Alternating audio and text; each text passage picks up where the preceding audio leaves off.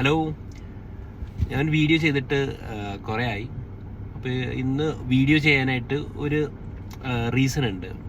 വേറൊന്നുമല്ല, ഇപ്പോഴത്തെ ഈ യുദ്ധ സാഹചര്യത്തിൽ, US-ഇറാൻ യുദ്ധ സാഹചര്യത്തിൽ നമുക്ക് സ്വാഭാവികമായിട്ടും വരുന്ന ഒരു ഡൗട്ട്, എനിക്കും ആ ഡൗട്ട് ഉണ്ടായിരുന്നു, അതുപോലെ തന്നെ എൻ്റെ പല ഫ്രണ്ട്സിനും ആ ഡൗട്ട് ഉണ്ടായിരുന്നു. വേറൊന്നുമല്ല, യുദ്ധം നടക്കുന്ന സമയത്ത് സാധാരണ രീതിയിൽ മൊത്തത്തിൽ ഒരു എക്കണോമിയിൽ ഒരു പാനിക് ഉണ്ടാവും അല്ലേ. ആ പാനിക്കിൻ്റെ ഭാഗമായിട്ട് സാധാരണ രീതിയിൽ സ്വർണത്തിൻ്റെ വില കൂടുകയാണ് വേണ്ടത് അല്ലേ. ബിക്കോസ് സ്വർണം എന്നും ഇപ്പോഴും അതൊരു സേഫ് ഹേവനായിട്ടാണ് കൺസിഡർ ചെയ്യണത്. പക്ഷേ ഈ യുദ്ധം തുടങ്ങിയ അന്ന് മുതൽ സ്വർണത്തിൻ്റെ വില കീഴ്പോട്ട് പോകുന്നതായിട്ടാണ് നമ്മൾ കാണുന്നത്. അപ്പം അതെന്തുകൊണ്ടായിരിക്കും ഈ ഒരു ട്രെൻഡ് എക്കണോമിയിലുള്ളത് എന്ന് നമുക്കൊരു പൊതുവെ വരുന്ന ഒരു ഡൗട്ടാണ്. അപ്പോൾ ഞാൻ വിചാരിച്ചു അത് ജസ്റ്റ് എനിക്കറിയാവുന്ന കാര്യങ്ങൾ ജസ്റ്റ് നിങ്ങളായിട്ടൊന്ന് ഷെയർ ചെയ്യാം. അപ്പോൾ ഇതിൽ പല ഫാക്ടേഴ്സ് ഉണ്ട്. ഇതിൽ ഏറ്റവും ഇമ്പോർട്ടൻ്റ് ആയിട്ടുള്ള ഫാക്ടർ നമുക്ക് ആദ്യം സംസാരിക്കാം. അതിൽ ഏറ്റവും ഇമ്പോർട്ടൻ്റ് ഫാക്ടർ എന്ന് വെച്ച് കഴിഞ്ഞാൽ, സ്വാഭാവികമായിട്ടും ഓയിൽ പ്രൈസ് കൂടുന്ന വെച്ചാൽ യുദ്ധം നടക്കുന്ന രാജ്യം ഇറാൻ ഒരു എണ്ണ കയറ്റുമതി ചെയ്യുന്ന രാജ്യമാണ്. സ്വാഭാവികമായിട്ട് അതുപോലെ സ്ട്രൈറ്റ് ഓഫ് ഹോർമൂസ് ഒക്കെ ആയിട്ട് ബന്ധപ്പെട്ട് എണ്ണയുടെ വില കൂടും. ഈ എണ്ണയുടെ വില കൂടുമ്പോൾ എല്ലാവർക്കും അറിയാവുന്നതുപോലെ എണ്ണ ആയിട്ട് ഡിപ്പെൻഡ് ചെയ്തിരിക്കുന്ന എല്ലാ സാധനങ്ങളുടെയും പ്രൈസ് കൂടും അല്ലേ. ഓയിൽ പ്രൈസ് കൂടുന്നതനുസരിച്ച് നമ്മളുടെ ഫ്ലൈറ്റിൻ്റെ ചാർജസ് കൂടും. ഷിപ്പിൽ അവർ ഫ്യൂവലാണ് യൂസ് ചെയ്യണത്, ഓയിലാണ് യൂസ് ചെയ്യണത് ഫ്യൂവലായിട്ട്, അപ്പോൾ അതിൻ്റെ റേറ്റ് കൂടും. ഇതൊക്കെ വന്ന് അവസാനിക്കുന്നത് നമ്മുടെ ഓരോ പ്രൊഡക്ട്സിൻ്റെ പ്രൈസ് സ്വാഭാവികമായിട്ടും കൂടും. ഇത് എല്ലാവർക്കും അറിയാവുന്ന കാര്യമാണ്. ഇത് പ്രൈസ് ഇങ്ങനെ കൂടുന്നതിനാണ് നമ്മൾ സാധാരണ രീതിയിൽ പണപ്പെരുപ്പം എന്ന് പറയുന്നത് അല്ലേ, ഇൻഫ്ലേഷൻ. അപ്പോൾ ഈ ഇൻഫ്ലേഷൻ സംഭവിക്കുമ്പോൾ ഓരോ രാജ്യം അത് നിയന്ത്രിക്കാൻ നോക്കും. കാരണം എന്താണെന്ന് വെച്ച് കഴിഞ്ഞാൽ സാധാരണക്കാർക്ക് സാധനങ്ങൾ വാങ്ങാൻ പറ്റാത്തൊരു സാഹചര്യം വരും എന്ന് ഭയന്നുകൊണ്ട് ഇൻഫ്ലേഷൻ തടയാനായിട്ട് ശ്രമിക്കും. ആ ഇൻഫ്ലേഷൻ തടയണതിൻ്റെ ഭാഗമായിട്ട് ഗവൺമെൻറ്റ്സ് അവരുടെ സെൻട്രൽ ബാങ്കുകൾ, നമ്മുടെ റിസർവ് ബാങ്ക് എന്നൊക്കെ പറഞ്ഞ പോലെ സെൻട്രൽ ബാങ്ക്സ് വഴി അവരെന്ത് ചെയ്യുന്നു വെച്ച് കഴിഞ്ഞാൽ പലിശയുടെ നിരക്ക് കൂട്ടും.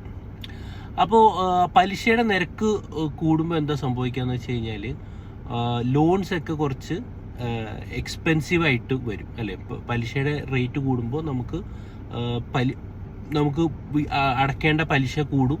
അപ്പോൾ സ്വാഭാവികമായിട്ടും നമുക്ക് വാങ്ങുന്നൊരു ടെൻഡൻസി, പലിശ എടുക്കണം അല്ലെങ്കിൽ ലോൺ എടുക്കുന്ന ഒരു ടെൻഡൻസി കുറയും. നമ്മൾ വെച്ചാൽ സാധാരണക്കാരും അതുപോലെ വലിയ വലിയ കമ്പനികൾ, കോർപ്പറേറ്റ്സ് എക്സ്പാൻഡ് ചെയ്യാൻ ഉദ്ദേശിക്കുന്നവരൊക്കെ ഒന്ന് മടിച്ചു നിൽക്കും. ഓക്കെ, ഞാനിതിന് പലിശേനെ പ്രോത്സാഹിപ്പിക്കുന്നതല്ല, ഞാൻ അതിൻ്റെ എക്കണോമിക്സ് മാത്രം പറയുന്നു.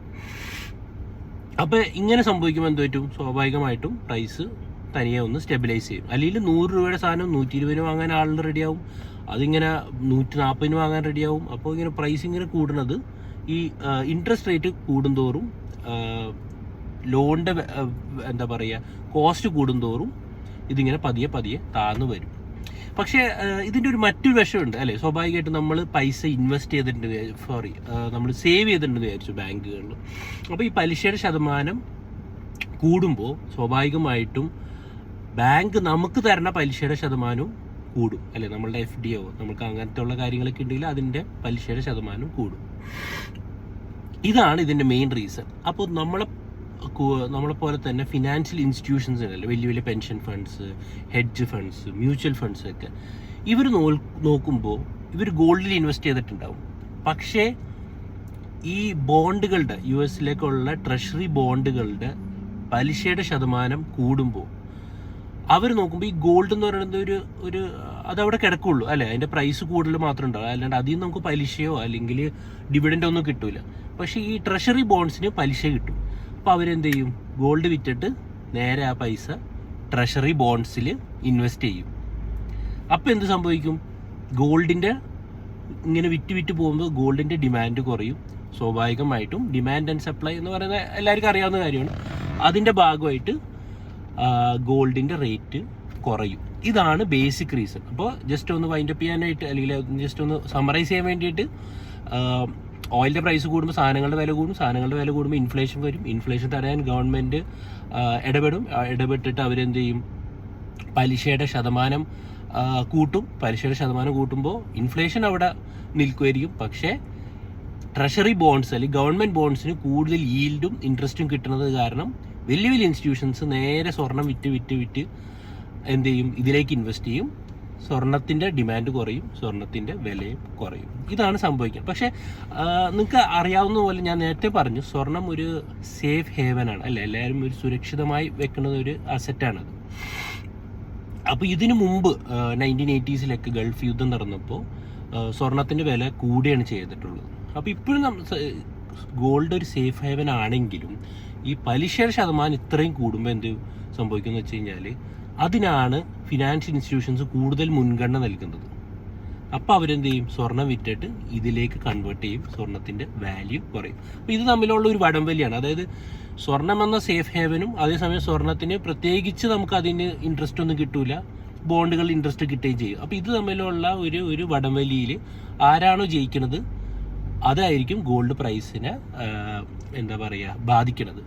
പിന്നെ നമുക്ക് വേറെയും കാരണങ്ങളുണ്ട്. ഇപ്പോൾ ഓയിൽ പ്രൈസ് എപ്പോഴും നമ്മൾ ഡോളേഴ്സിലാണ് അല്ലേ ട്രേഡ് ചെയ്യണത്. ഇപ്പോൾ $85 പെർ ബാരൽ എന്നൊക്കെ പറയുന്നത് പോലെ.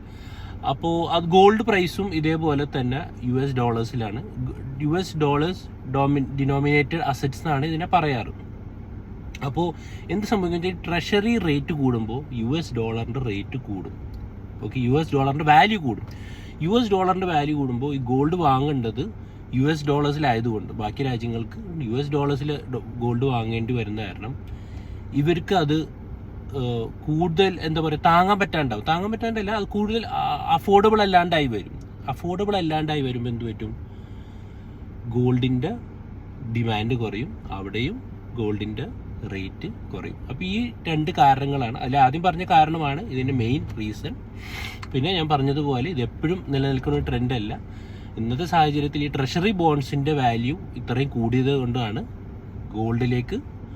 ഗോൾഡ് വിറ്റിട്ട് ആളുകൾ ഫിനാൻഷ്യൽ ഇൻസ്റ്റിറ്റ്യൂഷൻസ് ബോണ്ടിലേക്ക് തിരിയണത്.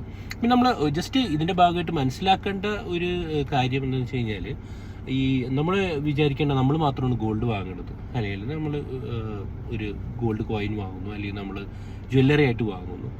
പക്ഷേ ഒരു ലോകത്തെ മൊത്തം ഗോൾഡ് ട്രേഡിങ്ങിൻ്റെ ഒരു 50% അല്ലെങ്കിൽ 45-50% മാത്രമേ ഉള്ളൂ ഈ ജ്വല്ലറി പർപ്പസിന് വേണ്ടി ഉപയോഗിക്കുന്നത്.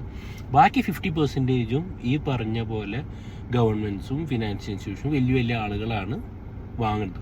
അപ്പോൾ അവരുടെ വിൽപ്പന വാങ്ങുന്നതൊക്കെ വലിയ ലാർജ് വോളിയത്തിലായിരിക്കും. അതുകൊണ്ടാണ് ഗോൾഡിൻ്റെ പ്രൈസ് പെട്ടെന്ന് കൂടുന്നതും പെട്ടെന്ന് കുറയുന്നത്. അല്ലാതെ നമ്മൾ 1-2 പേര് പോയിട്ട് ഗോൾഡ് ഷോപ്പിൽ പോയിട്ട് ഗോൾഡ് വാങ്ങുമ്പോൾ പെട്ടെന്ന് നാളെ തന്നെ ഗോൾഡിൻ്റെ പ്രൈസ് കൂടുന്നില്ല. ഇത് വലിയ ഇൻസ്റ്റിറ്റ്യൂഷൻസ് ബൾക്കായിട്ട് വാങ്ങുകയും ബൾക്കായിട്ട് വിൽക്കുകയൊക്കെ ചെയ്യുമ്പോഴാണ് പെട്ടെന്ന് ഈ പ്രൈസ് വേരിയൻസ് ഉണ്ടാവുന്നത്.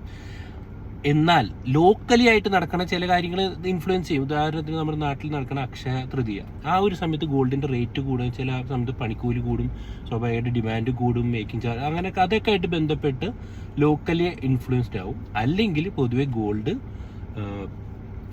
ഗ്ലോബൽ കാര്യങ്ങൾ നടക്കുന്നതനുസരിച്ചിട്ടാണ് അതിൻ്റെ പ്രൈസ് വേരി ചെയ്യുക. അപ്പോൾ ഈ വീഡിയോ കുറച്ചൊക്കെങ്കിലും കാര്യങ്ങൾ മനസ്സിലായി എന്ന് വിചാരിക്കുന്നു. വീഡിയോ എന്തെങ്കിലും നിങ്ങൾക്ക് അഭിപ്രായങ്ങൾ ഉണ്ടെങ്കിൽ, അല്ലെങ്കിൽ ഞാൻ പറഞ്ഞതിൽ എന്തെങ്കിലും തിരുത്താനുണ്ടെങ്കിൽ ദയവ് ചെയ്ത് കമൻറ്റ് സെക്ഷനിൽ അറിയിക്കണം. Thank you.